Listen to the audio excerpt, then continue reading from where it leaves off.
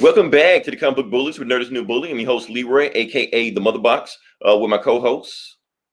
Yeah, this is Eli, aka Boba Sex. There we go. I almost missed you, Eli, but we got in there. Yeah, so today, even though today is tomorrow and tomorrow is today, we're going to keep going forward because today is a very special celebration and we want to make sure we celebrate that special person. And that person is Goku. Happy National Goku Day to 5'9". Eli, apparently this is a thing that I didn't know about. I didn't know about it either. Yeah, so apparently in Japan, May the 9th is official Goku Day. Well, there you go. Yeah, so like I said, to celebrate, we're just going to keep it going from there. Update to Goku. Happy Mother's Day. Yes. Yeah. So I feel bad because every Mother's Day I'm seeing a trend of MILF trending on there. Like I said, there's a picture of Stifler's mom from American Pie. So I don't know what's wrong with the world. I guess Ultron was right. So I don't know. Let's go to the call. Let's see what we got before we jump into the good shit. That looks cool. Thank you, 616 man. 616 in the house. Yeah, no, he's gonna represent. I'm trying to share out the link. Where the link at? Are you sure? Because it's about your time. You about to be up. Okay. I was trying to filibuster and just go on about Goku. You want me to keep going on about Goku? I'll keep going on about Goku until you share. You can go on. You can go on. Okay. For everybody listening right now, I want you to put in the chat who you think would win Ultra Instinct Goku versus Omni-Man. There we go. All right. I did. That's all I got, Eli. I got nothing else. All right. Well, I can't find I don't even know where the link is. I don't know. 5, the internet sucks. 3, 2, 1. All right, you're up. Okay. What am I up about? What are we talking about? Okay. We are talking about TV reviews because actually on the band that everybody came to listen to, they came to hear about the baddest of the baddest batch. Okay. Yes. Because you watched the TV show. I did watch a TV show. Yeah. So tell us, Eli, sell us. The filthy casuals on the Bad Batch. What is the Bad Batch is Star Wars. It's basically a continuation of the Clone Wars. It is referring to Clone Troopers or Clone Squad 99. Before we get there, I had to ask a question. How close to the Clone Wars is this? Like how much of the Clone Wars do we need to understand this? What? How much do you need to know? I mean, you can probably jump right in. You don't. I mean, it makes references. It would help if you knew some of the Clone Wars stuff, because there's a lot of Easter eggs, a lot of references.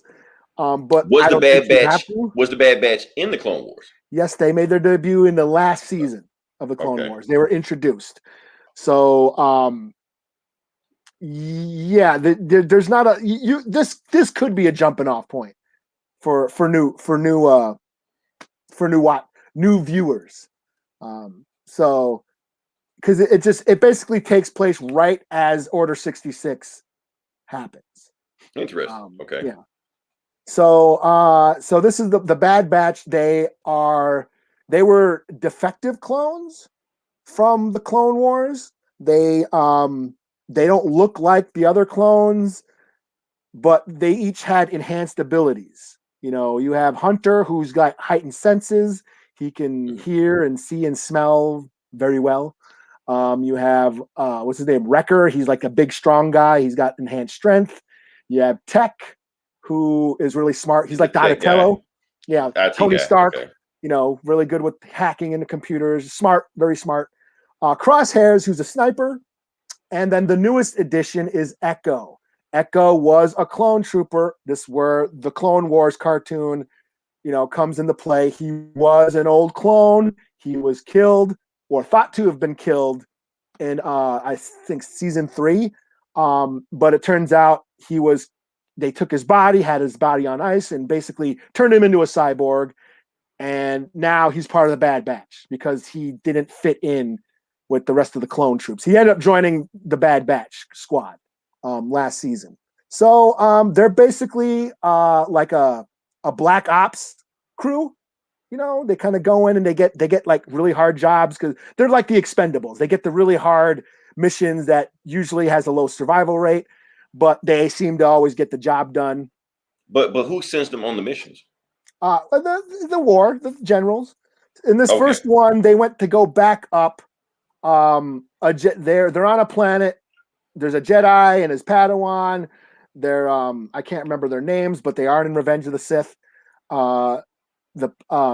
They're them and their squad of clone troopers. They're being ambushed by a bunch of the droids and backup. They're waiting for reinforcements. The only reinforcements show up is the Bad Batch, but the Bad Batch take them all out, like, dead everybody.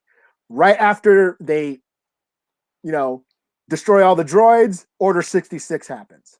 So like 5 minutes in, the Order 66 is called. The clone troopers start going haywire, kill the one Jedi Master, but then the Padawan escapes. Hunter goes after him, but then he's wondering what's going on. He's like, what the hell? Why did the clone troopers all of a sudden kill the Jedi? They were our generals and shit. So he doesn't understand because the inhibitor chips they haven't really explained why the inhibitor chips aren't working in the Bad Batch, except for one. The sniper, Crosshairs. He's the only one that's like, oh shit, we got to kill the Jedi. So he's trying to kill he's trying to kill the Padawan, but Hunter ends up letting him go.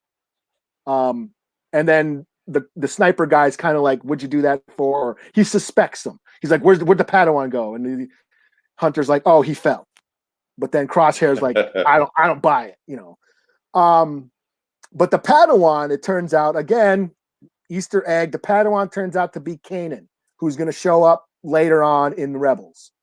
So another Easter egg. So basically, this first episode, there was 2 episodes that dropped. One on May the 4th, the episode 1, which was really long. It was like 75 minutes. It was like a mini movie. It's a pretty long episode. And then they dropped another one on Thursday on the regular time. So every Thursday or Friday. Okay, Friday, so they didn't just drop like 2 episodes, 3 episodes. They're spreading out. Okay. Yeah. So the first episode, Order 66 happens. They're wondering what's happening. The war is now technically over. They go back to Camino, and they're kind of like the outcasts. The Bad Batch, the other clone troopers, kind of, they're kind of douchebags to them. Oh, there's those dumbasses. They eat by themselves. They got a bunk by themselves and all that stuff like that. So they're kind of like the rejects. We are introduced to a little girl clone. She was a clone, but she's a girl. But she's really smart. Her name is Omega. So how they pull that off if they're... I don't know. Okay. Clone. I don't know. She's a female clone. I don't know. Take one chromosome out. Boom. There you go. Yeah. Okay. Yeah. Let's explain. Okay. And she's Thank really you, George smart. Lucas. I fixed it for you. Yeah, she's really smart. She's on the medical staff or whatever, and she kind of takes a liking to the Bad Batch. But Tarkin shows up. Grand Moff Tarkin shows up, and he's like, yeah, these clone troopers, they're too expensive. We're going to start going with regular. We're just going to start recruiting volunteers to be our stormtroopers for our new soldiers. The Kaminoans, the cloners, they're like, hey, yeah, we they're trying to like make a case for them. And Tarkin is like taking a liking to the Bad Batch. Like this guy or this crew has a high successful, rate on completing missions. So he puts them through a series of tests that they all pass, And then he's like, okay, for your first mission, if you guys want to stay in my army, the Empire army, you guys this is your first mission. Go take out these insurgents. So they end up going to this planet, and it turns out to be Saw Gerrera. Oh, Forrest Whitaker from the movie. Yeah. Okay. Forrest Whitaker's in Rogue One. Saw Gerrera was also in the Clone Wars as a young man. And they were allies with the clones. So when Hunter and the crew get there, they're like, why do the Empire, these were our allies, why do they want them killed? So Hunter's like, questioning the orders. Hunter and the rest of the crew, like, this doesn't make any sense. What's happening? But Crosshairs, the one sniper guy whose inhibitor chip is still working, he's like, all soldiers must follow orders, and he's trying to kill them, So again, Hunter kind of lets them go.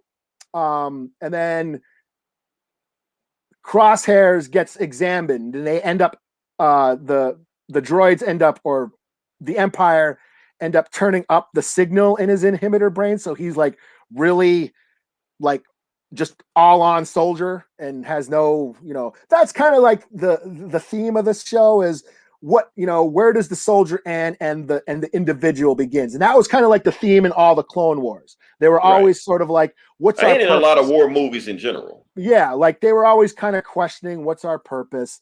We're bred for war, but we are individuals. They're always searching for their own individuality. They give each other names instead of just numbers. So that was kind of like the theme in the Clone Wars, and that's kind of continuing here, where Hunter and the rest of the Bad Batch are kind of like questioning why they're doing things, But yeah, so Crosshairs ends up turning on them, and then they make a break for it, and that's kind of like where the first episode ends, and then the second episode is where they go to a planet where there's this one, again referring to another earlier season in the Clone Wars. There was a deserter, a clone trooper that deserted the army and started a family. They find him, but then it's the end of the Clone Wars. The Empire is starting to take over. So credits, all of a sudden money is changing, the currency is changing. People are trying to get off the planet, but their money isn't working. They need galactic credits now. So it all turns into this whole cat and mouse, sort of trying to get off the planet. And the Bad Batch sort of help this one family escape the planet, by taking out the new troopers and stuff like that. They try to send Omega. The little girl ends up tagging along with them. He tries to send Omega with the family, but she refuses, and ends up staying. So I think that's going to be like the relationship. We're going to have like the Bad Batch and this little kid tagging along, The second episode was a little slow. The first episode was really cool. Launched us into the series, plenty of action, kind of sets up the whole series. The second episode was kind of slow. And Omega is showing some abilities. Gomer was the one who said maybe she's force sensitive. I was like, whoa, maybe. I thought that was against the rules or something, like the clones can't be. Yeah, well, whatever. Okay. Yeah, I thought of her as actually, well, she's part of the clones. They were putting all that military strategy, that military training into the clones. That maybe that's some of that she inherited some of that, because she can shoot guns and shit. Never shot a gun before, but she's sniping people out and shit like that. So that's what I thought. Maybe she's just like, got that training in her. But Gomer's suggested maybe she's force sensitive, and that would be kind of, I guess, yeah. How does that happen? I mean, I don't know. Have you heard? I mean, I haven't read the comic, but there's that comic that just came out a couple weeks ago where it talks about where they found Luke's severed hand. No, I didn't read that one. No, I didn't read it either, but I heard that the Emperor got a hold of Luke's severed hand, and he's using it to make he's using it for the midichlorians to make clones of himself. Force sensitive blood. I don't know how I feel about that. I'm like, you had Anakin the whole time. What's wrong with his blood? That's he's force sensitive. I mean, just clone yourself, This is my thing of like, okay, will you stop just tearing the Skywalker saga apart? Right. Like, we get it. You want to take apart every little bitty thing, but you don't have to. Let's leave some stuff to mystery. Yeah, quit trying to turn Star Wars into Marvel or DC, where you're just right. I mean, some of the mystery is part of it. Yeah. So, but I don't know if she's force sensitive. That's okay, whatever. But I just thought of it as she's probably got some of that military training in her. But overall, it's fun. It's basically an extension of the Clone Wars. Like I said, it's like Clone Wars season 8. It makes direct references to the show. It happens right as Order 66 happens. So it's leading into what happens between, Revenge of the Sith and A New Hope, and will lead it to Rebels. They're making references to Rebels. So yeah, I enjoyed it. Connects together. Yeah. So if you haven't watched the Clone Wars, you could jump into this and probably get it. It's a good starting off point. So how many episodes we're talking about?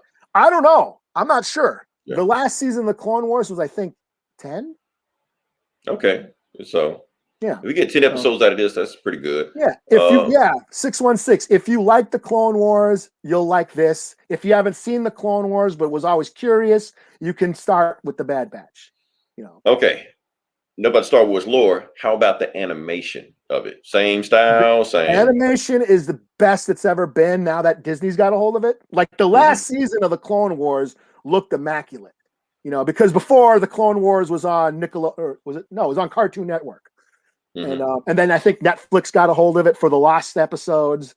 But now once Disney got into it, they're like, they're it's got that Disney money. So it looks gotcha. awesome. Okay, you can tell. Yeah. Nice. So, okay. Yeah. All right. Cool. Well, Eli, since I got you in the talking mood, I feel like we should just keep it going. I'm gonna just stay on you. Because this next topic is right up your alley also. So, like I said, Marvel just announced a new thing. I don't even know what it is.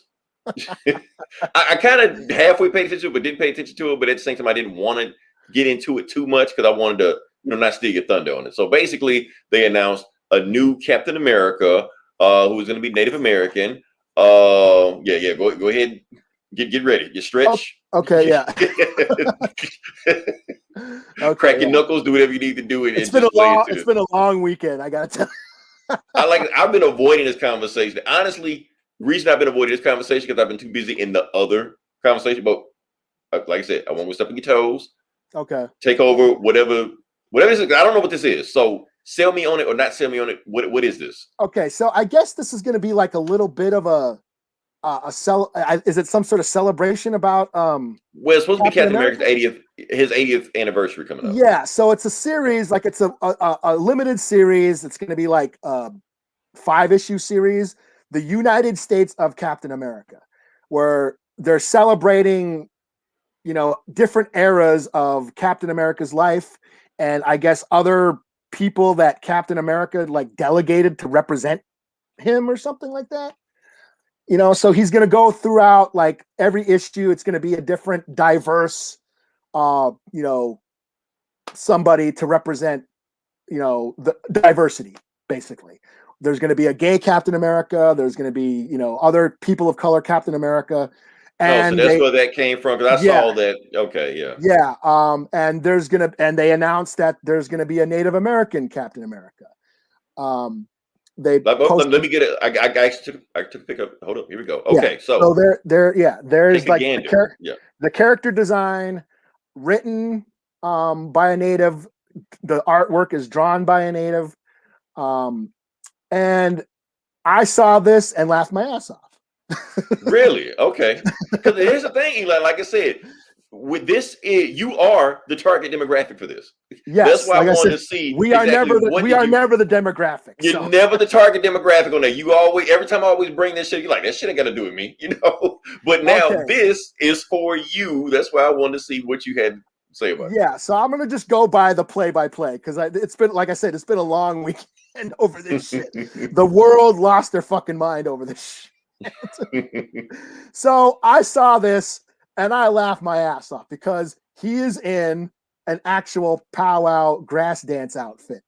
And I was like, holy shit, Captain America. And a bunch of like on the Native sites that were posted in it, we all started cracking jokes about Native Captain America at the powwow selling Indian tacos and, doing intertribal and shit. We just like, oh my God, look at, he's in a grass dance outfit. Holy shit. We're like making all these powwow jokes with Captain America at a powwow. And then I went to the other comic sites where fanboys were losing their fucking mind. Try to take our characters. It was like, fucking, all of a sudden, all the non-natives were all of a sudden becoming experts in Native American culture off of Wikipedia all of a sudden. Right. That's what I'm saying. Like, maybe you guys on this one should sit this one out. Like, shut the fuck up just one time. Yeah. Why are they playing the race card? All the shit. The same shit anytime a person of color becomes their favorite superhero. Same shit. And that's why I didn't say too much about this, because I'm like, I can't really say anything about this because, like I said, it's for a specific demographic and it's not me. So that's what I'm just saying, whatever. It was just fucking comic nerds, throwing mantrums and having menstruations and, this hurts my pussy. They're dragging their giant clitorises across the ground, getting it stepped on, bitching about shit. But my thing is, why are they even upset about this? Steve Rogers isn't in the book. Yeah, He's not replacing anybody. He's not replacing him. So here, okay, let me share some screens here. I got some shit. All right. So here's the biggest complaint so far is let's see, blah blah blah blah. Nope. Where is it at? Let me get it up. Let me get that shit up. Okay. That's what she said. Yeah. Wait, let's cancel that real quick. Let's try that again. So the biggest complaint I've heard so far is the his costume. They're like, he looks lame, that looks stupid, it's all fringy, and it looks, stereotypical crap, blah, blah, blah, blah, blah, all that shit. This is actually designed and based off authentic native regalia. So it's actually this is actually an outfit that exists in native culture. So there's that. Here is this. Now I'm going to show you this. See that? Okay. There's Warpath. Right. Looking like he's going to Mardi Gras. All the fringes and the feathers and shit. Yes, if Dances with Wolves was a musical on the Vegas Strip, this would be the fucking costume. Corny as hell. Fringy boots, all that shit. Let's see. Do I get to go? Let's see. Where is it? Okay, whoops. Oh, here's Forge. Here's your boy Forge. Oh, come on now. Come on. You can't talk shit about Forge, man. Come on. Forge. Look at this. Spandex fucking leotards. But hey, down here, we have fuzzy, fringy buckskin boots. Like what? They couldn't give him standard combat boots? He's the pirate boots like Captain America used to have, the booties. And so fringy boots there. Everybody's got fringy boots. Here's Danny Moonstar as a Valkyrie. And look she's got fringy buckskin boots too. Even though she's a Norse god or whatever. Even though she's a Norse god, they still had to give her feathers and leather. Yeah. Here's Shaman. Same okay, shit. I can't say anything about Shaman. It's spandex leotard. You got me there. Spandex leotard, fringy boots. Marvel can't even talk way out of this one. It's like, well, what we meant. Nope, there's nothing you do about that. If Squanto was a ballet, here's the outfit. What are his powers? He's native. Yeah, and of course, here's fucking Red Wolf. I'm trying to like Red Wolf. They really push Red Wolf for like 2 seconds, and it was like, nah. Yeah, see, Red Wolf, really corny, really stereotypical. But this was back in the 70s, right? It was like, this is back in the 70s, right? That's his redesign. This is like let's update him. But this image is from the 70s. This is from the 70s. Okay. Yeah, so let's update him. This was 40 years ago. Let's update him to now. Here he is now. Like Billy the Kid. I don't know what. Now his pants got fringes on him and shit. Yeah, so I don't know where they're going with this. I don't know. So everybody's bitching about the costume, saying it's stereotypical and blah blah blah blah. And I'm like, you guys, none of y'all had a problem with all this bullshit that white dudes drew for the past 4 decades. Right. But now this is an actual Native American designed the costume, which is actually based on actual Native regalia, and everyone's got a problem with it. And even natives are freaking out of it. Why? What? This is not practical in a fight. Why would he wear a powwow outfit in battle and blah blah blah blah? And I'm like, it's Captain America. He's got superpowers. He doesn't need a costume. We saw in the first movie he was running down the street with no shirt on and bare feet, chasing after the Nazi. Yeah, let me see something. Does he have a shield? I mean, he looks like Captain America with a shield. So yeah, I mean, natives like to be included. So here's some demonstrations. Okay. So here's just some native art. A native drew this. Again, he's in a powwow outfit. Sort of, kind of similar to the design. Here's some more examples. Not too far off from, yeah. Okay. Yeah. Here's some more examples of native art, native artists drawing versions of Captain America as a native. Mhm.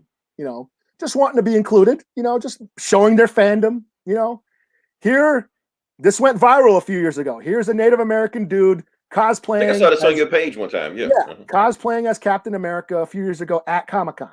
Went viral, sort of native design as Captain America. Again, just wanting to be included. Here's a beaded necklace that was at a powwow, that people will wear at powwows on their dance outfits when they dance. Here's another one, red, white, and blue.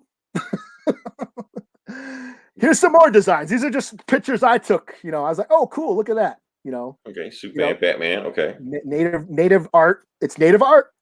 It's natives did this, so it is native art. This is another one that I was really eyeing. I was like, damn, I want that, but it was like $300. I'm like, damn, that was dope. But I had to take a picture of that. Not giving you shit. Here's a picture of. I just love this image. The indigenous Hulk. Treaty's broken. Again, this is a shirt design that they were selling at powwows that I thought was really cool, and I had to get it for my daughter. There's me and my daughter at a powwow, and Okay, I got the indigenous Hulk shirt. Okay, and she's wearing the shirt. So yeah, people were kind of just bitching about the costume was one thing, but also they were doing, why would a Native American want to represent a country that oppressed them? We just talked about that like 3 weeks ago. Yes. Why are they using the colors of the flags? Blah blah blah blah blah. I was like, we just talked about the same topic on Falcon and Winter Soldier a few weeks ago, and y'all forgot already. Like had a whole series about it, and I get it. I totally get it. I saw, oh, this is one of those Marvel books that they're going to pat themselves on the back for getting woke points and checking boxes and celebrating how diverse they are and never really use the characters ever again. And I know. And we got to stop that. That's the problem I had. Yeah. Like everything else was cool. You want to change outfit, but the point is, we know what they're doing with this character. They're patting themselves on the back. It's virtue signaling. We will never see this character again. Yeah. We may see him 10 years from now. Yeah. When some guy that grew up with it just found out, hey, I remember that character from 2021. Let's do another one shot. Or he'll be in the background and not have any lines or some shit. Yeah, or he'll be in a trivia contest. What's the name of the first Native American? And that Marvel trivia shit that we always go to. It'll be one of those things. And it'll be a footnote that's there. And that's the shit that Marvel shouldn't get a pat on the back for. Yes, they should. If they really want to celebrate diversity, and I'll commend them. I'll give them credit. Yes, you are getting Native artists and Native writers to write this character. That's all good. But it would be nice if you got people of color to write like the X-Men or the Avengers, put them on a big book. I mean, it's cool to do Luke Cage, shit like that. But we want to do some big books too, Yeah. So I get that. And that's, of course, that was also, I saw that as well. That was my reaction. That's why I didn't really care, right? I saw it and laughed. I'm like, oh, there we go. Marvel's doing one of their diversity books. Here, whatever, rolled my eyes, but whatever. But I laughed at the design. I didn't know it was going to within 10 minutes after the post, the nerds were losing their mind. Same shit, So of course I got to, you got to pick a side. I'm a pick the side of my people. So that's what I've been. Hey, I'm back to wagon burning, y'all. And I get it. I understand that. But at the same time, like I said, Marvel should get credit for that. Can we segue to this? Because now I got to talk about some shit. And again, and in the end, if you don't like it, you ain't got to read it. You ain't the demographic. We are. Eli, tell me that. Please tell me that didn't feel good just saying that right there. Yeah, fuck you. It ain't for you, motherfuckers. You have no power here. Yeah. All right. So, like I said, we talked about Joe Gomez, the Captain America. Now, we also talked about some shit that was also really big in the news. Like we just said, we just talked about diversity hire and virtue signaling and patting ourselves in the back. Now we're going to talk about, boom, this. Yeah, that bullshit. Because I think I have to basically say the same shit I said a few months ago whenever we talked about when the news first came out about it. Like I said, everybody talked about that Michael B. Jordan was going to be Superman, stuff like that, and he was like, "Yeah, I want to be Val-Zod." But the Hollywood Reporter came out with a report, and it was one of the weirdest freaking interviews reports that they've ever done. It sounded something exactly like "We got this covered." So when I saw just the headline of it, I was like, okay, because if you read it, it's like sources say inside sources. I'm like, aren't you the source? You don't have to do this weird shit like "we got this covered." I thought they were gonna say our sources, "we got this covered." Let me see what we got before I get to this shit. Black, yes. 616. That's the shit that I'm getting on. Now, like I said, I already went on this rant about how I don't want a black Superman, how I don't want a black Clark Kent, or any of that shit. Even a Val-Zod, even Calvin Ellis, like President Superman.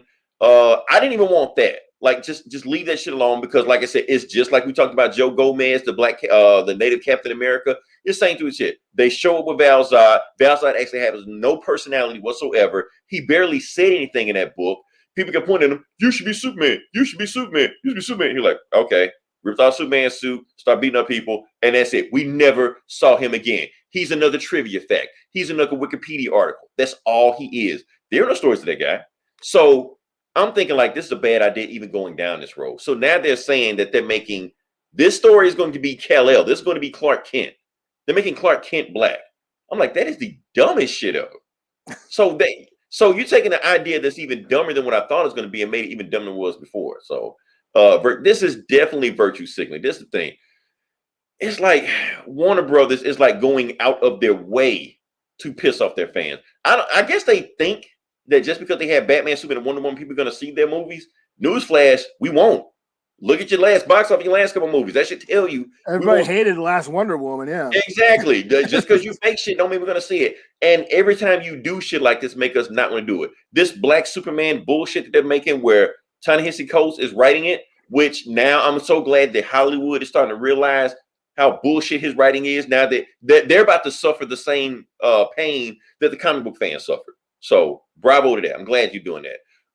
But now they're doubling down on getting a black director. I hope it's not a good one. I hope it's not one we like. I hope it's some shitty black director nobody cares about. Shitty Mario Van Peebles or something. Yeah, have Mario Van Peebles do this shit, because we don't want Ryan Coogler or the guy that did Jesus and the Black Messiah. We don't want him to wreck his career. Don't get him. Get a bullshit director. Get the guy that did one of the Black Lightning CW episodes. Get Robert Townsend. Yeah, no. We like Robert Townsend. We like. Yeah, Meteor Man was cool. Hey, Meteor Man was cool. Yeah, but if he turned it into a comedy, it would be Meteor Man. He did do Black Superman already. Yeah, he already did Black Superman. So just like, this is just the dumbest idea ever, man. It's more virtue signaling. Here's the thing. Black people see through this shit from a mile away. And it's a bad idea when you have the racist, redneck ass geek nerds hating this shit, and the target demographic hating this shit. That should tell you maybe we're doing a bad idea. Maybe we shouldn't do this. I know. But DC just doubling down. Yeah. I try to, me, I try to be nice. I'm trying, I guess, like, for me, it's like, and I'm not even a Superman fan. I bet, I loved Donner's Superman movies, but those were like 40 years ago. I was a little kid. Right. But we don't have, I didn't like Man of Steel. I didn't like the Brandon Routh Superman, so it's like, I feel we don't have a Superman for this generation. Right. That has clicked. That Zack Snyder Superman felt like Zack Snyder Superman. Yeah, he was like Dark Knight, sad sap Superman. I didn't like that one. So it's like, they don't have a Superman to define this generation. And it's like, okay, if you can't even get regular Superman right, what are you trying to do? But see, we know what they're doing. Like I said, DC is always 2 steps behind Marvel. So this is the same thing. They saw Black Panther, all the money it's making. They see Black Captain America, how it's going like that. So they realize that they could just take one of their popular characters, race swap them, and they think it just make money. It doesn't work like that. We see through the bullshit. We see what you're doing. We see you don't have a real character. You don't have a plan. You're just taking a character. And this is basically blackface. That's basically what it is, if you want to just call it out. Even though we got a black writer, it's still white producers doing this shit. So what they're doing is just taking one of their popular characters instead of taking an actual black character like Icon, or even throw like a good Black Lightning movie on the big screen that we'd actually see. You want to do this bullshit where everybody knows Superman is white. You can't, and that's the thing. How do we need to stop doing this shit? Stop when you make can't. A cyborg movie and shut Ray or make a Fisher's real ass up. cyborg movie, like an actual realistic one. You know what's funny about it? Ray Fisher could play this black Superman and nobody would even give a fuck. You just play cyborg, nobody knows you, man. Just fuck it. Get him to play black Superman since you want to be in this shit so bad. So that's the thing. You got the good characters that you could do, but you're gonna just throw them to the shelves so you can just take a character that you can't sell, thinking if you race swap them, black people just gonna get behind this shit. No, we're not. You know why they're not, Eli? Because of guys like us. We're not going to do it. Here's the thing about all these superhero movies and all the superhero TV shows, shit like that. Any casual fan, before they go see this shit, the first thing they do, Eli, is ask us what we think about it. And you get all the time, like that. Some bullshit Endgame, Infinity War, people not in this shit. They're going to ask you, Eli, what do you think about this movie? And based on your opinion, you're going to tell them whether or not they should see it or not. And you know what they're going to say when they're all said and done? They said it was good. It was just you, Eli. You don't want to say it. You're they. They are you. You are they. Hold on, let's go to this. So Marvel's making DC look like irrelevant. Here's the thing about it. I'm one of the biggest DC fans you'll find. Love the DC comics. They have their waves, but they're okay. I listen to them. The cartoons, awesome. Love the cartoons. Video games, awesome. But their movie division, I don't know what the fuck is going on with them. They are terrible. I mean, yeah, every now and then they'll have a hit movie like Joker or some shit like that, or Aquaman shit like that. But the thing is, they're so inconsistent. It's really like they're just throwing shit at the wall and seeing what sticks. Yes, some shit will stick if you're throwing that shit at the wall, but they're too inconsistent. This shit like that, if everybody is telling you it's a bad idea and nobody is liking the idea, why are you continuing on with this idea? It's dumb. Yeah. I mean, I want to be optimistic and say, well, Into the Spider-Verse was awesome. I love that. I watched that on the reg, but I don't know. But see, that's the thing. People are comparing this to Miles Morales, or comparing this, or even to Captain Marvel, anything like that. It's not, or Miss Marvel. It's not the same because, like I said, Miles Morales was actually a fleshed out character in the comics before he even made it to the movies. And plus, Miles Morales and Peter Parker are two different people. I'm not saying one's black, one's white. No, they're two different personalities. When you read a Miles Morales comic, he has a different voice than a Peter Parker comic. So when you're reading, they're two separate characters. They did the work. Marvel did the work with that character. Kamala Khan is not like Monica Rambeau or not like Carol Danvers. They're all different characters. They're literally just taking Clark Kent and just making them black. And you already know what they're going to do, Eli. If this movie fails, they're going to blame it on black people. That's what they're going to do. Well, we gave you a movie. You didn't see it. We're not going to give you shit else. So now you just fucked up everything else. So that's why if you want to get a Black Lightning or a Cyborg movie, they're not going to give a shit because we didn't go see fucking Black Superman, even though nobody asked for this shit. We'd rather see Steel. Give us another Steel reboot movie. We'd watch that shit. Other than this shit, So I don't know. I don't know what else to say about this. Or John Jones or John Stewart. Like basically the shit you want. Yeah. The shit we actually want to see, they're not doing. It's like Warner Bros. Going out of their way. Like if you ask for it, don't give it to them. Yeah, I don't. Like, oh, here's a Green Lantern show. John Stewart ain't in it. You're right. We got everybody else but John Stewart. Remember all the one Green Lantern you like? He's not here. Watch our shit. He said he hates the 9/11 responders. Eli, I don't know what to think about Coates. I really don't.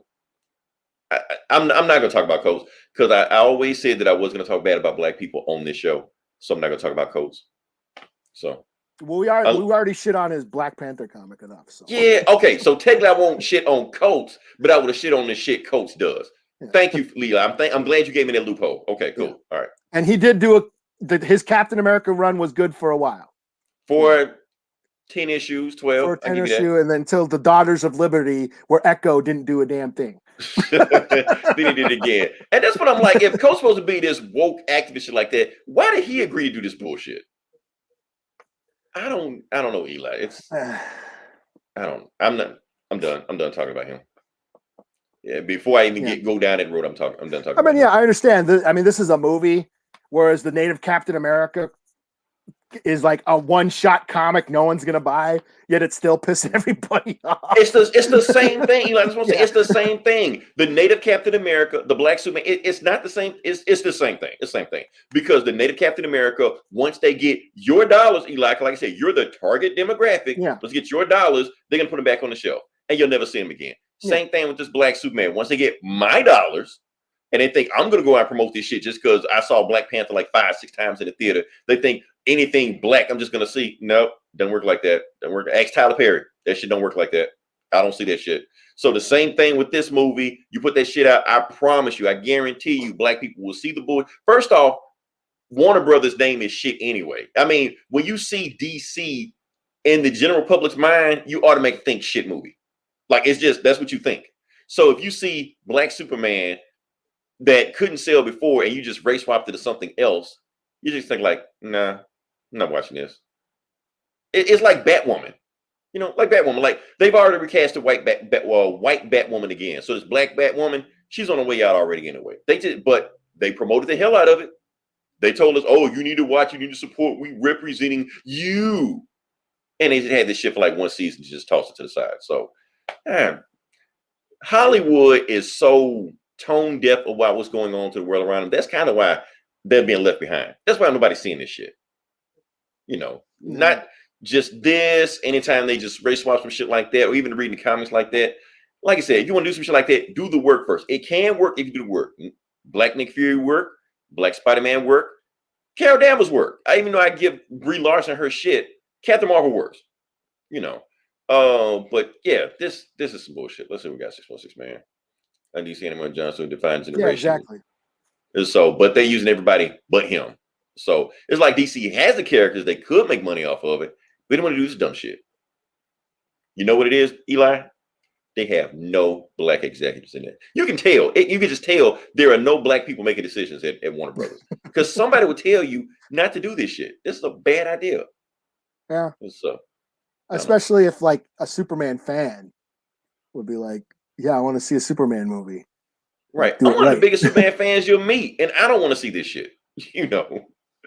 Oh man. Let's move past it. All right, let's talk about something good. Actually, you know what? Yeah, let's talk about something good. We're gonna talk about not that. Not that. That ain't good. Fuck, I just made this shit. I can't find it. I was gonna talk about Rutherford Falls. Oh, okay. Yeah, I want to talk about Rutherford Falls because I got a chance to actually see it. But where is it? TV review. Here we go. Okay. Rutherford Falls, Leroy's review. Now, the reason I want to talk about Rutherford Falls, like I said, you got a chance to talk about it last week. I just didn't get a chance to because I was busy. But here's the thing, Eli. I got a chance to see the first 3 episodes. Okay. Now, the reason I couldn't, there's 10 out, right? Yeah, 10. Yeah, 10. Okay. Now, the reason I couldn't watch the 10, all 10 episodes, because the Peacock app is bullshit. That app is terrible. That app sucks. Because there is no Fire Stick app on there. So I'm thinking like I'm going to sit down, watch Rutherford Falls, see what I think about it, watch it, no app whatsoever. I'm like, fuck. So I had to hook up my computer. And then I did realize that if you log in, if you have if you pay for Xfinity, then you can log in, you can upgrade to the premium pass of Peacock, but they didn't recognize it. So I still couldn't watch anything. What the fuck, man? Right. So I'm like, this app is fucked up. Yeah. Because I got it on the Roku. I got a Roku TV, so I have the app, you know. But yeah, I mean, like I said, not quite primetime American television that I was hoping for. It is on a stream. It is on a bullshit app, you know. And they really make you work for this, to even watch this show, because it's not like I said, they only got 2 exclusive shows on there. This and some other Spice Girls bullshit or whatever like that.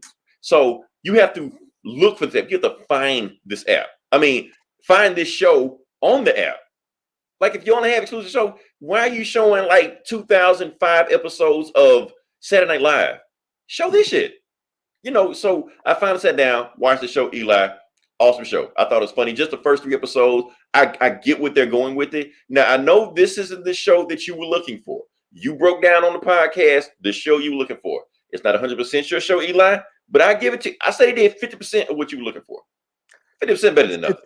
It's close. 45% of what you were looking for, but 45 is better than nothing.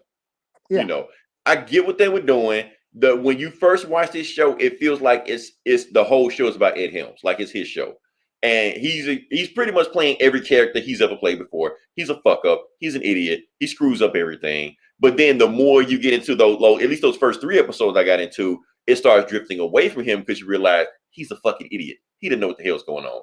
And the girl, the woman on the show, she's always fixing his mistake. He's always getting this shit. He's always fucking up. She's always there to clean up his mess.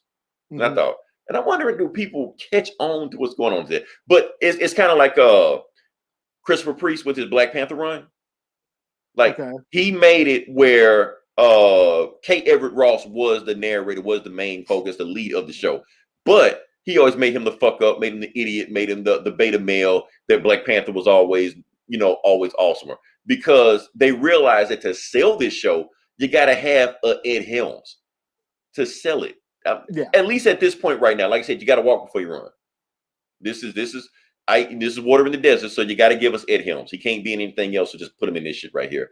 Because he's not even funny, but everybody reacting around him is funny. That's the funny shit. So that's what I like about that. Terry so far is my favorite character. Don't tell me his arc ain't like that. I'm gonna watch it. Okay. He's like a Bond villain. That's what I like about him. Yeah, that's Michael Grey Eyes. He's one of our more popular native actors. You can tell he's like he has gravitas to him. Yeah, he's gotten work. He was in Blood Quantum. He's been in a bunch of movies and TV shows. Walking Dead. Yeah, he's one of the few native actors that gets a lot of work. Yeah, you can tell because, like I said, everybody else in the show. But when he shows up, you're like, hey, I've never seen this guy before, but he has screen presence. Yeah, So like I said, it's funny because he's always doing dramatic roles. It's funny watching him be in comedy now. He's showing his range, which I thought was cool. Because like I said, with these first 3 episodes, you're still trying to figure him out. You like, because he's good. He's doing good stuff. Like he's good, or how would I want to say this? He has good intentions. I'll put it like that. Yeah. It sucks that you didn't get, because episode 4 goes into his backstory and you understand him. And that episode 4 is like classic. It's one of my favorites. Okay. Because you can tell he's taking advantage of Ed Helms. Because like I said, Ed Helms is an idiot. So he's taking advantage of it. Like, it's kind of fucked up, but at the same time, I don't kind of blame you, because he's kind of condoned, and the whole show gets into about history and stuff like that, and how Ed Helms, I don't want to say whitewashes history, but he kind of like glazes over the deep dark parts of history. He just look at the bright side of it, but it's a whole layer of it that he's just ignoring and just oblivious to and just ignorant to. And that's the thing about it. There's a lot of people out there to the history. It's not that they're being mean about it, malicious about it. They're just ignorant about what all this stuff and they explore that more in later episodes. Right. And that's but the thing is, they couldn't hit you with that in the pilot episode. They had to ease you into it, because you like those the last 5 minutes of the first episode, you get, I get it now. They flipped it on you. You think it's about him, but it's really about something else. So I like in the first 5 minutes, he's talking about the statue of his ancestor. And then you see the native kid who's wearing a land back shirt. Again, us natives pick up on that. A little native kids. Are there any native statues in town? Oh man. So honestly, I'm liking the show. I'm liking how the arc is going. So don't worry about it. Next time we talk, I'll have watched the whole episode. I'll watch the whole season. I'll figure out something. So moving on past that. Hell, I guess we can go move to the next part of the podcast. All right. Unless there was something else what is this? Oh no, I didn't do that. Okay, so like I said, if you listen this long, definitely not like, share, subscribe. Don't leave yet. The people that are here. Like I said, it's Comic Book Bullies, where we talk about the comic books, and we're just gonna jump into it. And Eli, like I said, a book came out called Heroes Reborn. Now I think I do need to set this up now. If for those that are familiar with comics and you read comics back in the 90s, stuff like that, Heroes Reborn might sound familiar, because that was back in the 90s where Rob Liefeld, Jim Lee, and Will Corstechio, I'm pretty sure I'm screwing his name up, but they basically took all of the heroes that couldn't sell, like Iron Man, Captain America, the Avengers. They couldn't sell books, so they just put them in their own universe and just did whatever the hell they wanted to do. So this is not that. This is something completely different that has nothing to do with that whatsoever. This is about let me see if I can get to that. Nope, that's share screen. Oh yeah, stop it. Okay. So yeah, this is about a whole new thing. And honestly, Eli, I didn't even bother trying to figure out what's the backstory behind this or why this is going on. I just jumped into it. I feel like I pick it up as I go along. It couldn't be that complicated, can it? I mean, fuck it. It's a comic, so shit. Basically, the base way to explain this book is that it's Age of Apocalypse. Everybody remembers Age of Apocalypse back or in the House 90s. of M Or House of M. And the reason I say it's like Age of Apocalypse because it's the same thing that in Age of Apocalypse, everybody didn't know what the hell was going on. It was an alternate dimension. The only person that knew what was going on was Bishop. You know, why did Bishop know what was going on? Because he has time traveling powers. So in this, they made it Blade. Why does Blade have these powers that he knows what everything's going on? He's on one. Vampires? I don't know. Fuck it. Who cares? Just jump into it. Because at the end of the day, Eli, this is just a 30-page toy commercial. That's all it is. I'm just giving my review of this book right now. Let's see if I can jump into it, see what's going on. Yeah. So basically, the book starts off going to it. We're looking at Robbie Reyes. And you hear a narrator talking. You think it's Robbie Reyes, but it's actually not Robbie Reyes. It's Blade. And for those that don't know, Robbie Reyes is the secret identity of Ghost Rider. But he's not Ghost Rider. He has no powers. He's never heard of a Ghost Rider, never heard of Blade, never heard of the Avengers, never heard of none of that stuff. So Blade's just like, what the fuck? So he's like, hey, kid, where are the Avengers? He's like, get the fuck away from me, you know. Because basically, Blade is a homeless bum that's been living in like, I don't know, some mall or something like that. But then you notice at the back of it, re-elect Coulson. So they tell it later on, I just spoil it for you. Phil Coulson is the president in this universe from Agents of S.H.I.E.L.D. You know, now here is where I started getting to the part that me and Gomer was talking about earlier. Because even though this is just a shitty toy commercial, this whole book, at the same time, it's also one of the most politically charged books of 2021. I'm gonna tell you why. Because the book starts off, basically the whole book is about Dr. Doom. He was, he had his own kingdom in Latveria, but the U.S. government stepped in where they made it where Latveria had to have a fair and honest election, which has never happened before. So they had a fair, honest election. Dr. Doom lost the vote. So he's blaming the United States government for rigging the election. So what does he do? He goes to the U.S. Capitol, gets his army of goons, and they storm the U.S. Capitol.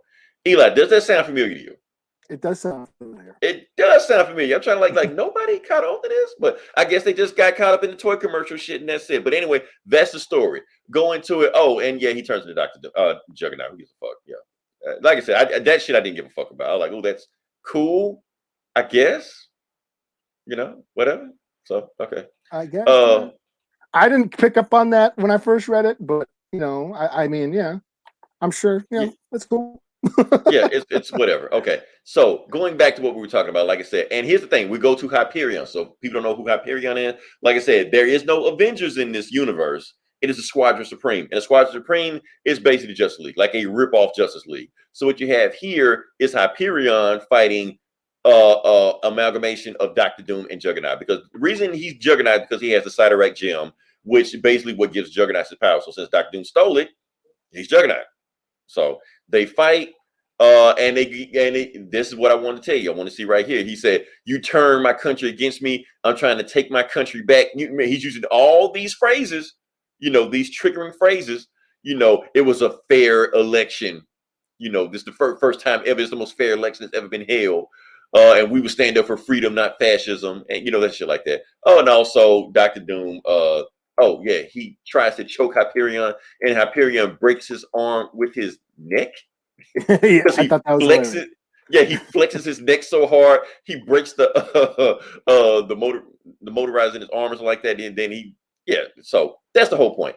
But that's how you know that they're talking about the U.S. Capitol, because, like I said, they're literally attacking the U.S. Capitol. They have like some Venom goop going on, and then you have their version of Batman, Nighthawk. Nighthawk's been around forever. He was white. They race changed him. Who gives a fuck? He's in the night plane, and he's got the night computer, and he's doing all this shit, and he's fucking up. Man, he's fighting the Black Skull. Kind Kind of cool design. I see it. Yeah. He's the leader of Hydra. So whatever. Oh, Doctor Strange doesn't exist. Jennifer Walters still a lawyer. Hulk got shipped off into the not the Phantom Zone, the Negative Zone. This is Doctor Spectrum, their Green Lantern. He's going from the Pentagon, and he has to fight. Let's just get to it. Yeah, Tony Stark. He's drunk. He never went to the cave, so he never did whatever. Captain America never got unfrozen. The typical shit. I feel like I've read this story before. You like? I don't know. I feel like this is some old shit or whatever like that. Scarlet Witch, Quicksilver died. Scarlet Witch used her hex power to absorb his power. So now she's a super speed sorceress, whatever. And I can't remember, is this the wizard or is it Speed Freak or is it Speed Demon? They have some, I don't know who the fuck this guy is. He runs fast. He's Flash, whatever. So you got Magog fighting, not War Woman, Power Princess or whatever. So anyway, this book sucked. Whatever. I just like that little thing that they talk about. Because I feel like I've read this book before. That's just like I was just zoning out. Yeah, like I said. Oh, and Coast is the bad guy. If you didn't know Coast was the bad guy, he's the bad guy. You don't know it yet. You know it at the end of the story because he's got the brow. The brow. Look at this evilness, So he's got the Secret Service around him. So yeah, whatever. That's Squadron Supreme. Blade finds Captain America. I guess it's supposed to be shocking, I guess. I don't know. But I kind of knew that was going to happen. So, fuck this book. Anyway, I just wanted to just talk about the actual, like I said, ignore all the toy commercial shit they had going on and actually talk about the comic book. Because here's the thing, Eli. Even though this book sucked, this book is the reason why I read comics. Because, hold on, let's see what you got here. Heroes Reborn, definitely new merchandising and toys. If Marvel is smart, they would have some Funko Pops of Doctor Doom, Juggernaut up and ready to go. I don't know how smart they are, but we'll see how they go. But yeah, the reason I read comics is because comics, for the most part, have always been about all this fantastical shit, all this fantasy, sci-fi stuff. But at the end of the day, the writers are always throwing in coded messages of what they're trying to say, and they just slip it right under your nose. And people don't get mad until they actually catch the message of it. Eli, you ever notice that a nerd will always say the first thing? Nobody's asked them, but they'll just say to somebody, the X-Men is a metaphor for the civil rights. But if they ever tell a story about the actual civil rights, those same nerds will say, why are you throwing these politics in my comics? Get this shit out of here. What the fuck is this shit? Like, I guess it's cool if it's a metaphor, but it's thrown in your face. You don't like it. So I don't know. Yeah. But that's the thing I like about this. Jason Aaron through a coded message, because this is obviously political satire. The whole thing with Dr. Doom and the Legion of Evil or whatever. I can't remember the name of it. Legion of... They're the Masters of Doom. Legion, Masters of Doom. Whatever the fuck they are. Yeah. It doesn't matter. But the point is, he brought these guys here to storm the Capitol because he lost the election. And it's Dr. Doom basically playing Donald Trump. I love it. I'm glad it's a coded message. Eli, I'm glad we're the only ones to catch on to this shit, because if it ever caught on, the Hollywood you caught on it. I just whatever. I only read this because I thought you would read it. So I didn't give a fuck about this book, baby. I'll read the rest of it just cause. Oh, really? Okay. It's coming out like every week. We'll see. But it'll be done like in next month though. I may read every other book because I already know what the end is. Because it's an event. There's a bunch of tie-ins, but I think the main books come out every week, and there's only 4 or 5 issues, so it'll be done like next month. Yeah. If you read it, I'll read it. I'll decide next week. I'm not going to make a decision just yet. Yeah. Because like I said, it's Jason Aaron. I don't take Jason Aaron seriously with the story because he just feels like he's just making big toy commercials with that whole Phoenix shit he did. And that other stuff he did, and the big Galactus, whatever. So this one I didn't really care too much about it anyway. But that little shit he threw in there by January 6th, that caught my attention. So that's all I got. What you got next? I'll do Immortal Hulk. Cool. Okay. Right. Immortal Hulk number 46, still dope. We start off. We are at Shadow Base. We have Puck and the reporter, what's her name? I forget her name. Damn, McGowan. McGowan. McGowan. Okay. Yeah. No, Dr. McGowan's there. Yeah, McGee. Yeah, that's her name. And then, because it was Jack McGee was from the TV show. Yeah, and then Shaman's there, Puck's there. They're trying to like unmutate Rick Jones, because he's all fucking weird and mutated and shit. But he's saying that he needs to save Bruce because Bruce is his friend. He's always saved me. So then, they need to go. Basically, they need to find Bruce. Back in Jersey, the UFOs were beating the shit out of, Joe Fixit, who was weak Hulk. He didn't have strong Hulk powers. He was kind of weak, and they beat the shit out of him, killed him, sent him to Green Hell, got possessed. What do you call it? The Savage Hulk's body came back because it's the Immortal Hulk. He keeps reincarnating. So he comes back, takes over Joe Fixit's body. So now Joe Fixit has Savage Hulk's body, and he beats the shit out of the UFOs, and it's great. That's what basically happens. It's just a whole huge fight. Joe Fixit as Savage Hulk beats the shit out of the UFOs, fucks them up. We go to what the hell's going on? Okay, what's his face? The guy, I can't remember his name.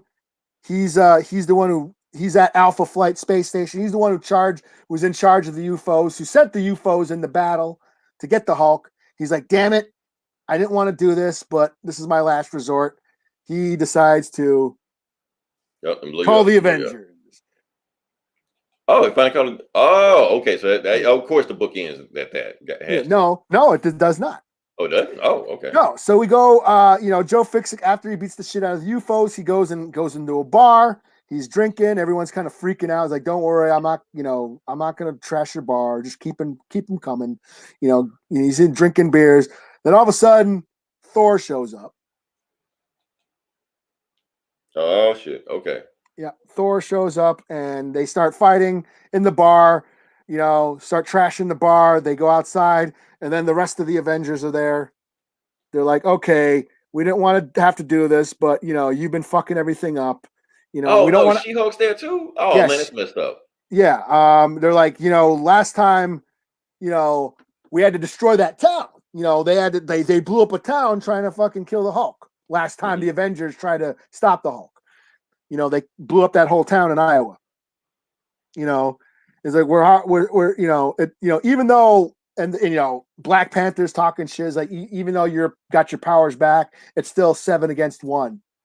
And all of a sudden, nope, it's 7 against 2. Okay. And oh shit. And it's Harpy.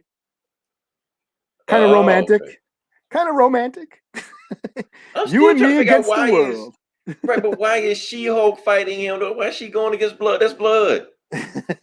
Well, this is Joe Fixit. I don't know. He's fucking everything up. You think She-Hulk would be like, hold up, this is my cousin. I'm gonna just jump over his side.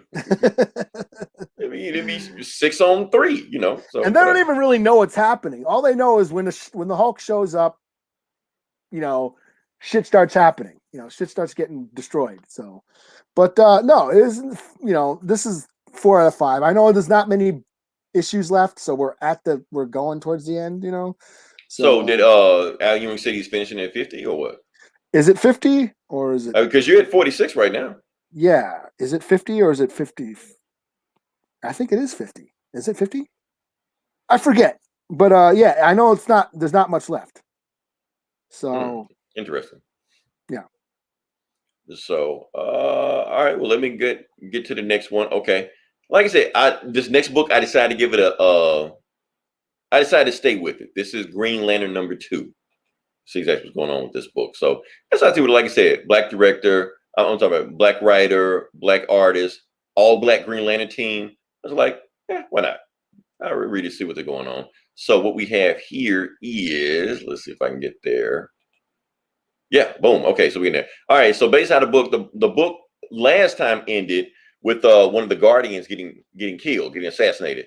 So John Stewart, who's now the leader of the Green Lantern Corps, they gave him some name like Alpha Lantern or Quad Lantern or something like that. He's talking to every Green Lantern in the universe, basically telling them that you got to attend a funeral because we lost one of the Guardians of the universe. One of our bosses. So you gotta show up there, show your best outfit, and we're gonna have a conversation. So they fight a dragon. Don't give a shit. What do we talk about? So yeah, so they all, like I said, they all have this long funeral about and they have this casket, and they what they do, since he's a guardian, they like the body never really died like that. So they should put the body into the battery, the big green battery on Oa that gives them all their powers like this. So they put his battery, he's one with the battery now. So while they're doing that, they go to the phase 2 of what they were talking about. And basically what they're saying is that we decided to make a executive decision. Since we are now all part of the Galactic Council of like that, we don't need all of you. So we're basically laying some of you off. Like 1,200 sectors, we're getting rid of. You no longer have a post there. They're like, wait, what the fuck? Yeah, we're making budget cuts. So the people that don't have a planet to go to, we're sending you in like deep out of space because you don't have anything else to do, And then everybody is pissed off, and they're like, wait, what the fuck? Like, we don't have you just letting us leave our home planet because they have like 7 Green Lanterns on Earth, and now like 6 of them have to leave. So yeah, Jessica Cruz are like, well, what the fuck just happened? Got Gardner's pissed, of course. Kilowog's pissed. Hal Jordan's like, you need me to get you back, John? And he's like, nah, I got this, and he flies off. Oh, I forgot to tell you, the writer of this book hates Hal Jordan. So I think you said that last time, yeah. Yeah, he a big controversy about it. They were like, "Oh, maybe you don't like Hal Jordan because he's white." I mean, Guy Gardner's on the book, so whatever. So John Stewart flies. He was like, "Hal, I got this. I'm gonna talk to the guards by myself." He basically talked to the guard like, "What the hell did y'all just do? Y'all just laid off all of the most of the lanterns just because you with this council stuff like that." You're like, John, they basically saying like, John Stewart, we have a reason for that. There's a reason there's 7 lanterns on the planet Earth. He was like, why is that? Because every universe has 7 planets they have to take care of in order to keep that universe rolling, and Earth is one of those most important planets. And then he shows them the thing. Yeah, he's slow. So he shows them like all these planets right here have to be protected. And then John looks at them. He's like, I only see 5 planets. They're like, oh yeah, Krypton was one of those planets. We kind of fucked that up, but that's okay. No, the 7th planet, John, you fucked that up because there's one planet. If one thing about John Stewart that any Green Lantern fans know is that there was a planet that he blew up named Zekshi or whatever. He didn't basically blame him blowing up. And every single Green Lantern writer, every time he shows up, will always remind the reader that he blew up a planet and it's his fault, So basically what they're doing, they're sending every single Green Lantern out to like deep space, past the space where they can't even find it. They were like, well, I can't go there by myself. You just want me to go there by myself? Like, no, we're not sending you by yourself. We're sending thousands of all the Green Lanterns that don't have a planet anymore to survey. You're all going out there to the dark sector, But you can't go there by yourself. You have to go there in a ship. So they make a ship, and then they're going to fly out there, to the dark sector and just see what's going on. Because apparently there's something going out there that is so far away. The Guardians, who know everything in the universe, can't find out. So John tells the little teen lantern girl that has the Chronos Gauntlet, you're like, I need you to watch after Simon Bass. Simon Bass, I need you to watch after the girl. And John and the rest of the lanterns go fly off into space. While they're doing that, something happens. Boom, the lantern blows up. The battery blows up. The battery that gives them all of their powers. Why it blew up? I don't know. Watch for the next year. Yeah. So damn near everybody on Oa dies. This mystical person that we don't know about sitting in the chair. They're like, this was Eve. This was mercy for you, Green Lanterns. So while that, and everybody sees, like all the big players in there see it, like the Wave Rider sees it.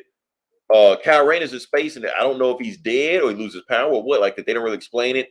Mongul sees it. He's like, oh yeah, I'm glad y'all fucked up. So while that's going on, one Green Lantern flies to Oa. They're like, where are the Green Lanterns? Why is everybody here? Like, and basically the ring tells the Green Lantern that nobody is there. Nobody's there with a Green Lantern ring. And they fly in and they see the Teen Lantern, but technically she's not a Green Lantern, so she doesn't count. Meanwhile, she protected Simon Bass, I think. Look like he's fucked up. So I don't know if he's alive or not. And it turns out it's Joe. Because, she was the star of that Dark Sector book. So Joe is here, act like, where the fuck are the Green Lanterns? So yeah, that's the book. So it's getting my attention. It's doing enough to hold my attention. It's like a lot happened, but a lot didn't happen. So yeah. Yeah. Seems easier to follow than the Brandon Morrison That was just weird. Oh yeah, I didn't know what the fuck. Yeah, Grant Morrison loved taking everything and shoving it up its own ass. I don't know what the hell he was doing in that book. So, yeah. It was good for a while, but then after a while, it's like Like he's making fun of Bendis in his book. Like, what the fuck does Bendis have to do with your Green Lantern book? You know? Oh yeah. So. Let's see what else do I got. Still on Marvel. I'll do. I'll do Star Wars Bounty Hunters or War of the Bounty Hunters Alpha #1. Yeah. Tongue twister. Okay. So this is between Empire and Return of the Jedi. Boba Fett has Han Solo frozen in carbonite, but I guess the carbonite is melting again. I did not know that could happen. I thought carbonite was supposed to last like thousands of years or something. I don't know, but it's melting, or there's something fucked up. The canister's fucked up that he's in, and it's like malfunctioning, and he's melting. He's melting. So he needs to, like get it fixed before Han Solo ends up dying in it. And I guess he's supposed to bring Han Solo alive to Jabba. That's like that was the deal. Right. So, but Vader also said if Han Solo were to die, the Empire was going to pay him back. Yeah, that is true. No disintegrations, but the but Empire will confiscate you. Yeah. Vader probably saying, "I change my mind. I ain't doing shit." Yeah. So again, why we ripping this saga apart, every minute detail, I don't know, but whatever. So Boba Fett goes to this planet, goes to this dude's like, hey man, this thing is fucked up. It's, he's melting. I need to get it fixed. He's like, yeah, sure. But I need the money. I need to pay up front. He's like, I ain't got the money up front, but I promise you I will get you back. He's like, that's how it works here. I need the money up front or I can't do it, but if you want to, make a quick payment, I need this chick assassinated. And then if you do that, we're good. So he's like, okay, fine. Turns out this like female warrior that he wants killed is like some champion gladiator. So Boba Fett has to enter this gladiator fight, and he can't just snipe her and be done with it. Yeah, well, he says he could just do that, but she's protected by the gangsters because she's this champion gladiator that wins all these fights, and they bet on the fights and they make all this money. So so if he snipes her, he makes enemies with them. So okay. Yeah. So he's like, okay, but I can't go. Everyone is going to recognize me. So what he ends up doing, he ends up painting he paints his armor black, and he calls himself Django. Ah, okay. and enters the tournament, for Mortal Kombat, The Kumite. Okay. And it turns out, so they make this reference. Is this on the Geonosis planet? I don't know, or maybe he's getting flashbacks. I'm not sure. I don't remember if they named the planet or not, but he's getting flashbacks of the arena from episode 2, where his dad died in the arena. Awesome pick. Okay. So yeah, he fucking, fights in the tournament, kills everybody, whipping ass, ripping off heads and shit. Then he finally gets to face off the champion. So this warrior woman, it turns out she's some spider chick. She's like a spider alien chick. Oh, okay. And she's got this weird, if you can see this weird arena, the level, the location level is some like weird spider web level. So, he fights her, and it's a really cool action scene. He ends up, of course, it's Boba Fett, he ends up killing her, wins the tournament, wins all this money, but then the gangsters are like, hey, yo, that was our champion. You're gonna have to like fight for us now. But he's like, no, that's okay. So he ends up like giving them most of the money and just keeps the money to go pay for, to get the carbonite fixed. He's like, I just need this. You guys can keep the rest. And he walks away. He goes back to dude with the carbonite, about to go pay that guy to fix the carbonite thing. But then, let's get that going.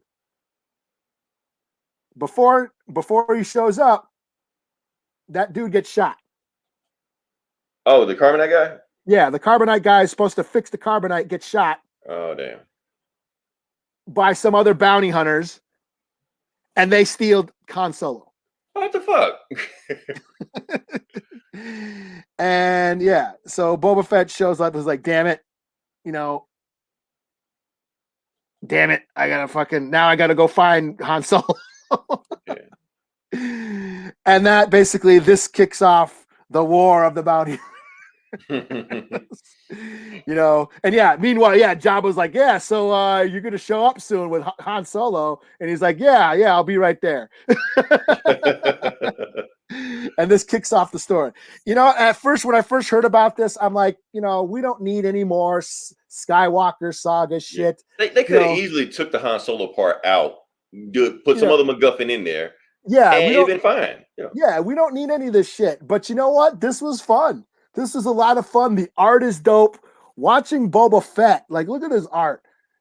Like, he's just fucking up aliens, like ripping off heads and shit. And it's just, if you're just gonna give me Boba Fett kicking ass, I'm on board. I don't care. We're easy to please. Yeah, it was a lot of fun.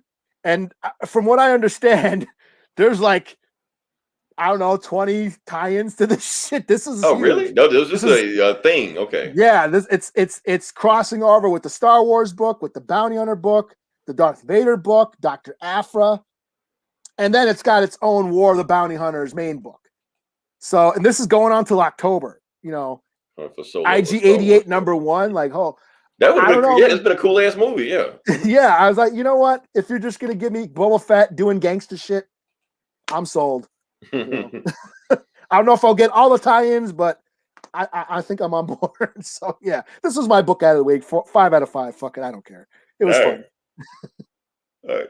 So the last book I got, and I'm thankful for Gomer for telling me this book was out, because I probably would have missed it if he didn't say anything. So I can't find it. Oh, there we go.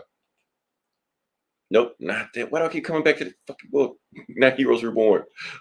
James Bond, Agents of Spectre, #3. Like I said, I'm invested in the story now, Eli. So I gotta see how it ends, because they keep throwing these weird hooks in there. So like, what? He did what? I gotta figure out where this is going on, So basically, where the book left off. Last time we saw it, Bond killed his best friend, Felix Leiter, and the Spectre agent that he did it thinks that he's coming to assassinate her, and she's just like, okay, if you kill Felix Leiter and you got a gun on you, obviously I know who you work for, and he's not gonna like how sloppy you've been in this situation.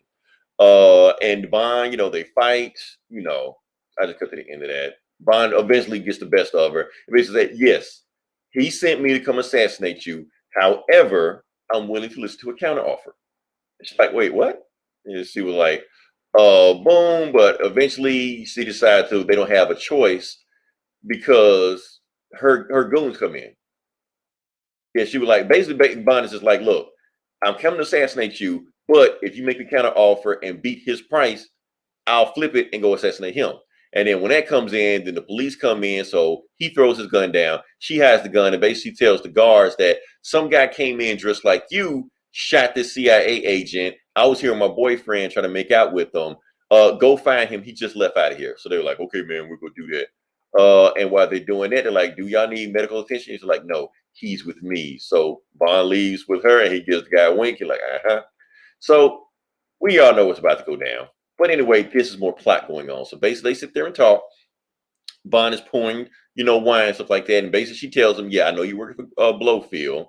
But if you were to flip it on him, and she's like, how do I know I should trust you?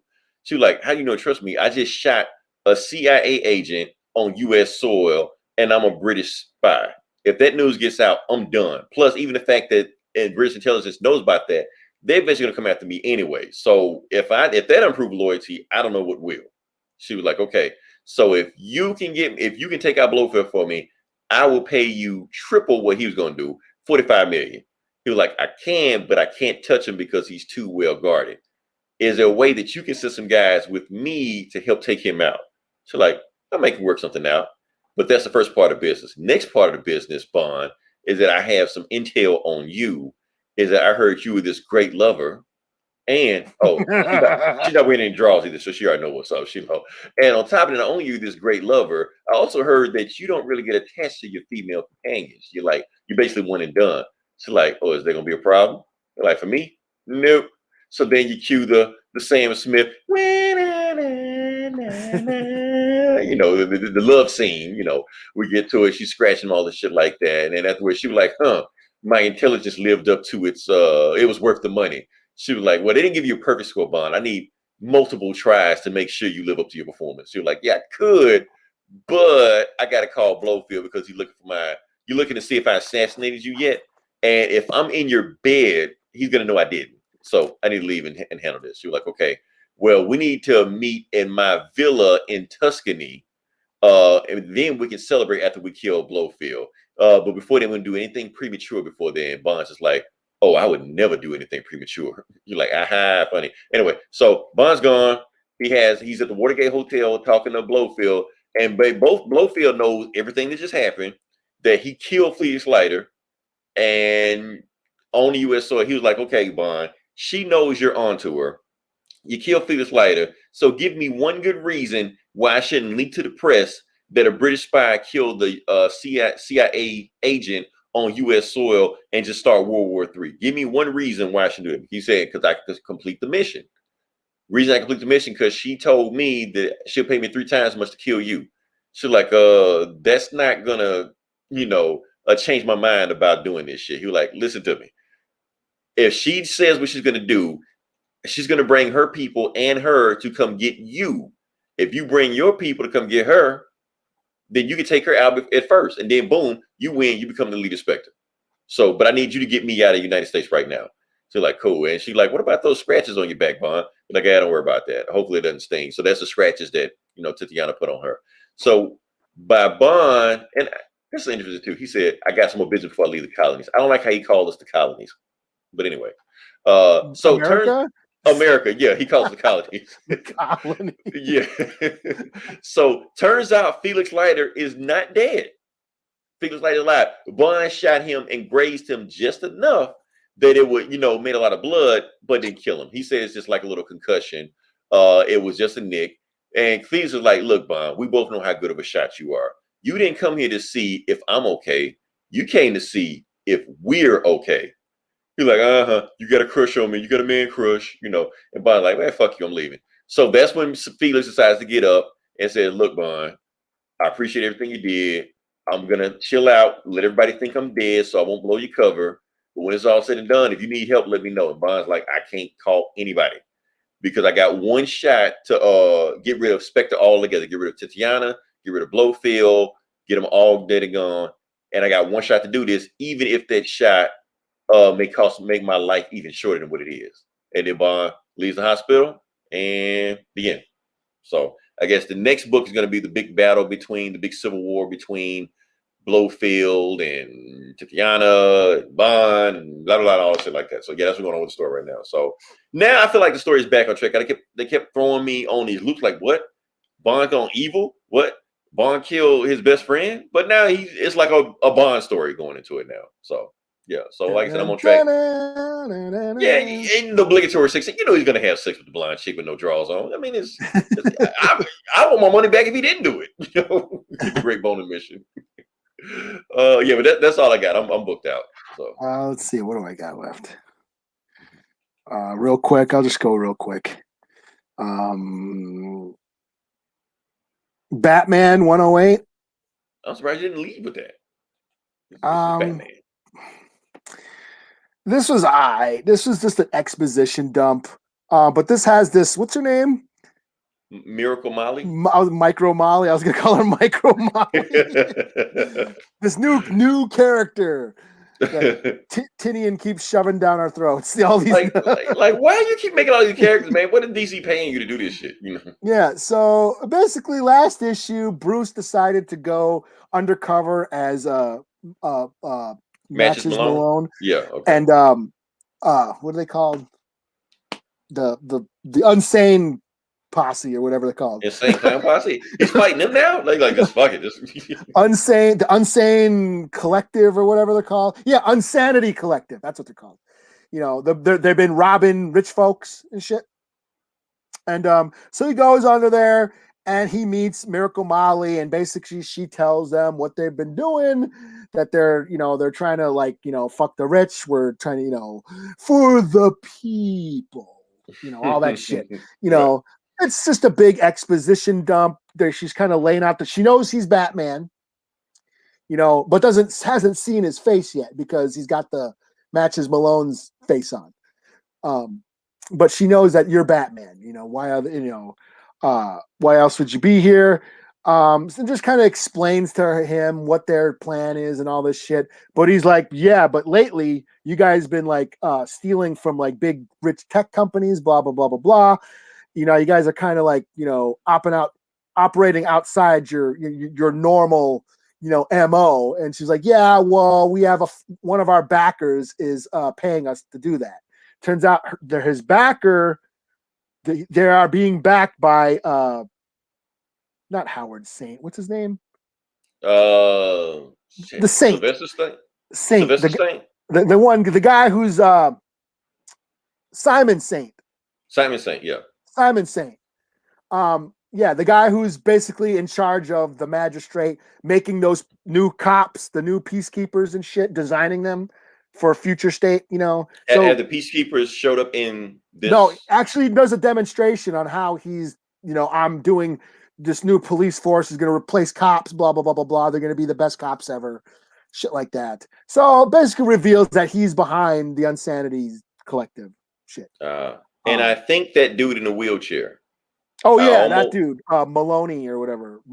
Matches Malone. Or I guarantee you he's Peacekeeper 1. Yeah. The guy in the wheelchair who was fired by Gordon. What's that guy's name? Malone? No, not Malone. What's his name? Mahoney? Mahoney. Am I making that up because Police Academy? I don't know. Tackleberry. No, Sean Mahoney. That's his name. The guy in the his name is Mahoney? Wow, that's original. And Hightower and Tinny is looking at us like, oh shit, I did get that from Police Academy. He don't even know he did. Yeah. So it was just a lot of very wordy, fucking, like I said, a big exposition dump. No, 3 out of 5, And then the last book I'll do is Nocterra number 3, which is starting to pick up, I think. I think it's going really good. This is an action-packed issue. So this is Scott Snyder and Tony S. Daniel. Mm-hmm. Their creator-owned book on Image, where the world is gone dark, the sun don't shine no more, and every living thing gets infected with the shadow sickness or something it's called. Mm-hmm. And it's in the future, and this one girl, she is like a truck driver. It's like Mad Max but only during nighttime,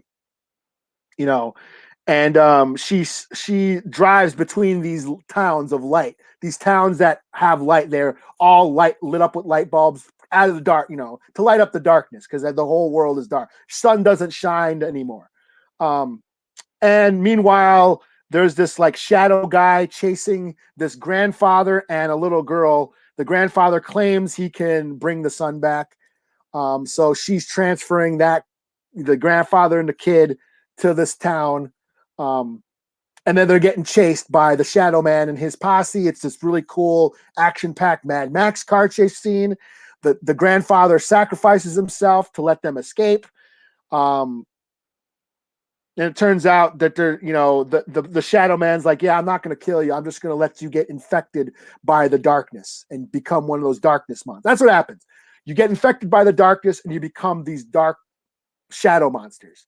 And the beginning of this was really cool because we get a flashback of this truck driver as when she was younger, her and her brother, and when her parents become monsters. There's like really, this is like Scott Snyder, all the weird death metal and the shit that he, the universes colliding and rebooting, the 52 multiverses and all that shit that he's doing.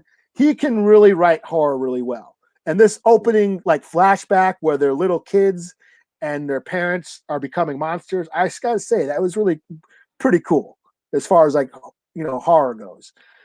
So yeah, I give this a 4 out of 5. Yeah, it's just the cool story. Oh, and her brother's infected. Her brother's infected with the darkness.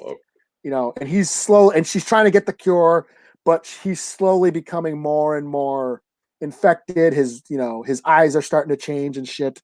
And yeah, so that's where it ends. But yeah, this is a cool book. It's Tony S. Daniel, so his art's awesome, and it's Scott Snyder kind of writing this horror apocalyptic monster tale. So cool. See where it goes from there.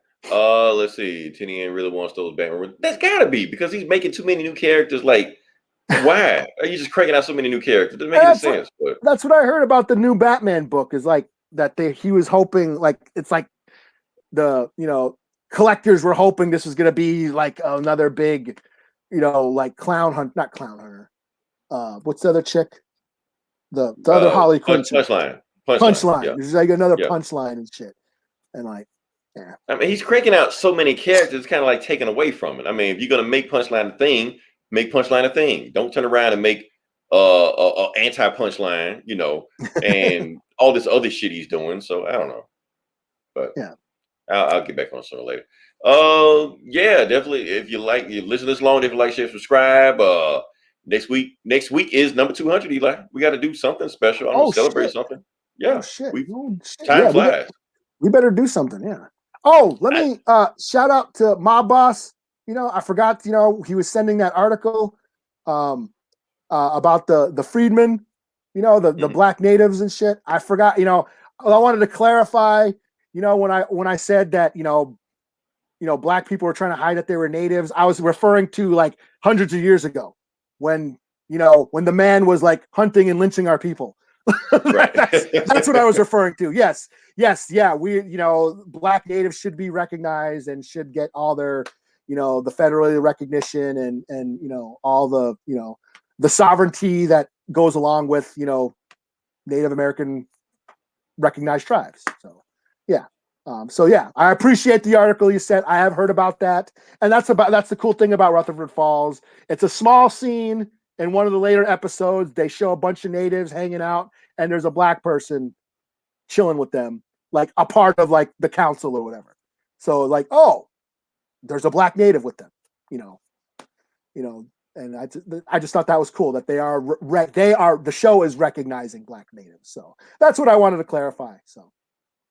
Nice. Thanks for listening. I said, my boss, we read your articles. It doesn't go unfounded. Shout out to my boss. He texts us every episode. Let us know what we did. Let us know what we think about stuff like that. Sends us comic books and shit. We literally like I still have my Shang-Chi over here on the coffee table over here that he sent us to us. So yeah. Shout out to him. Shout out to 616 man. He always showing up here, always saying some stuff also. All our loyal listeners. Yeah, loyal. Cliff always frying fish on here. Damn, I need to stop because I don't want to forget somebody. If I forget you, blame my heart, not my head. Or is it the opposite? Blame my head, not my heart. My fault. Messed that up. So yeah, definitely check out episode 200. We will plan something. We're gonna sit down, hash it out. Don't know what we're gonna do. We'll figure it out. Yeah. Until then, this is Leroy. This is Eli. We'll talk to you guys next week. Same.